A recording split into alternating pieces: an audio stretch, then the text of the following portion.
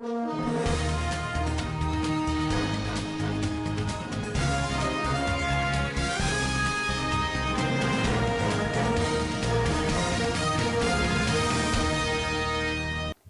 and thanks for joining us. Welcome to Standard Voice Television Global News. Today, 15th July 2026, equivalent to Islamic calendar, 29th Muharram, 1448 after Hijrah. I am Rahama Ibrahim Dusara. The headlines. Federal government threatens clamp down on Quack engineers to check infrastructure failures. Appeal court reserves judgment in ADC, 4 parties deregistration. Appeals ahead of 2027 polls. Troops arrest suspected foreign ISIS operative after foiling terrorist attack. And on international scene, President Trump backtracks on plan to toll Hormuz ships amid Middle East fallout. And on sports updates, Spain defeats France 2-0 in semi-final clash, still plays in World Cup final. This and more will be coming to you in the bulletin. Stand by. President Bola Ahmed Tinubu has advocated for enforcement and imposed proportionate sanctions on errant engineers to cap infrastructure failures and safeguard public safety.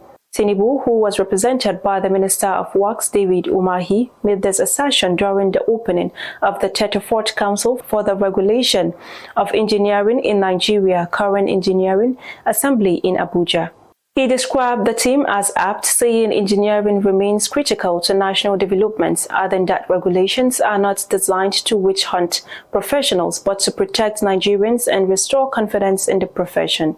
In his address, the Minister of Works charged site engineers to remain professional and resist pressure from contractors, urging Current to strengthen its disciplinary process to weed out unqualified practitioners. Also, current President Sadiq Zubair Abubakar hinted that the Council has deployed digital verification systems to check fraud and improve compliance, adding that industrial training before National Youth Service Corps (NYSC) will remain compulsory for engineering graduates.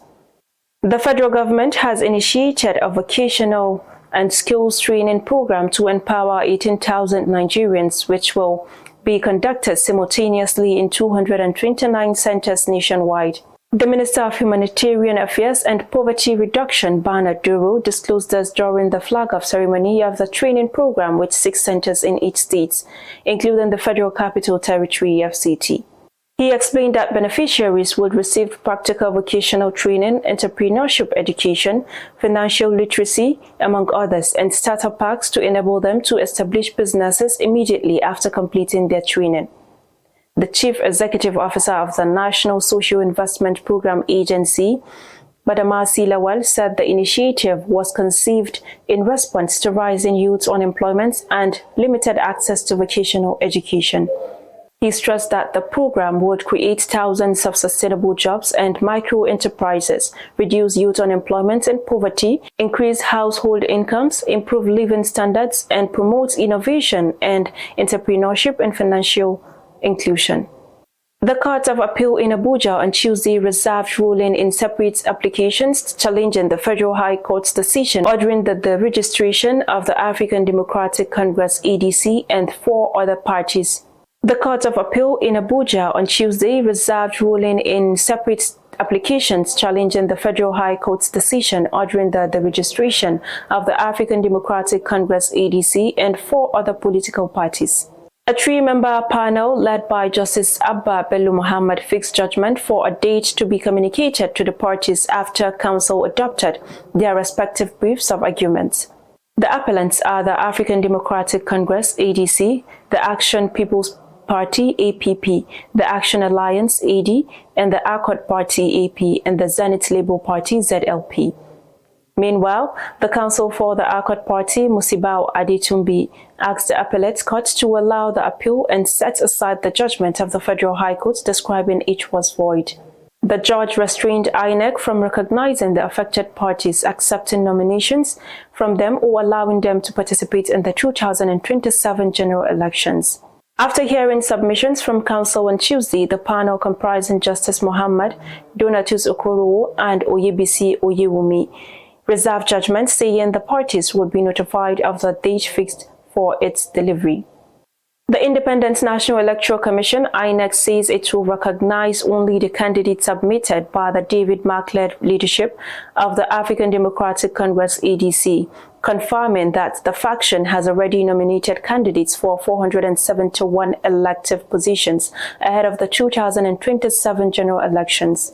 INEC National Chairman Mohammed Haruna, who disclosed this, said the Commission granted the Mark-led Foundation access to its nomination portal following the Supreme Court's judgment affirming its leadership, adding that the rival faction had no legal basis to submit candidates. ADC National Publicity Secretary Bolaji Abdullahi made this known in a statement following INEC's clarification that it did not grant Bala access, quotes, to its restricted nomination portal, and that only the Mark-led National Executive Committee, NEC, was recognized by the electoral body. The ADC, however, called for the probe and prosecution of its factional leader, Nafiu Gambo, following INEC's clarification that claims that Gombe uploaded the party's candidates for the 2027 election through the Commission's nomination portal were false. The Independent National Electoral Commission, INEC, has urged the Revenue Mobilization, Allocation and Fiscal Commission to approve increased and sustained funding for the Commission ahead of the 2027 general elections. INEC Chairman Josh Amopitan made the call during a courtesy visit to the RMAFC Chairman Mohammed Bello Shehu in Abuja, adding that the visit was part of efforts to deepen partnership between the two federal institutions. He stressed that INEC's constitutional duties include conducting elections for president, vice presidents, National Assembly, governors, state houses of assembly, and FCT area councils, as well as continuous voter registration and registration of political parties. Amopitan said INEC currently runs offices in all 36 states, the FCT, and all 774 local government areas, with the federal government bearing the full cost of maintaining the nationwide structure. In his response, Shehu pledged his agency's support toward credible polls in 2027 and acknowledged the enormity of INEC's responsibilities across federal, states, and local levels given its nationwide presence. This news is coming to you on Standard Voice Television, and still to come in the news. Troops arrested suspected foreign ISIS operative after foiling terrorist attack. And on international scene, President Trump backtracks on plan to halt Hormuz ships amid Middle East fallout. And on sports update, Spain defeat France 2-0 in semi-final clash, still plays in World Cup final. This and more will be coming to you after this break. Good day, distinguished ladies and gentlemen. My name is Ezekiel Damfulani. I'm the Managing Director of the Nigerian Agricultural Insurance Corporation, NAIC. It is my pleasure to introduce NAIC, Nigeria's foremost agricultural insurance institution, established to provide insurance protection and risk management solutions for farmers, agribusinesses, and agricultural investments across the country. At NAIC, our mission is to safeguard farmers against losses arising from natural disasters, adverse weather conditions, pests, diseases, and other unforeseen risks that threaten agricultural productivity. By providing reliable insurance coverage, we help farmers recover from losses, improve access to finance, and contribute to national and food security and economic growth. In line with renewed hope agenda of President Bola Ahmed Tinubu GCFR, we are committed to strengthening NAIC's capacity by expanding insurance coverage, embracing technology and innovation, and ensuring that more farmers and agricultural stakeholders across Nigeria benefit from our services. Agriculture remains the backbone of our economy, and insurance is the critical tool for protecting investments, enhancing productivity, and promoting sustainable growth in the sector. Through strategic partnership, improved service delivery, and digital transformation, NAIC will continue to support farmers and contribute to Nigerian food security and economic development. Together, we can build a more resilient agricultural sector and secure the future of farming in Nigeria. Thank you, and may God bless the Federal Republic of Nigeria. Welcome back, and now the news continues. Troops of Operation Hadinkai have arrested a suspected foreign operative linked to the Islamic State ISIS, following a failed attack by Islamic State West Africa Province ISWAP fighters on Cross Kawa in Kukawa local government area of Borno State. A counter-insurgency and security analyst, Zagazola Makama, who cited military sources familiar with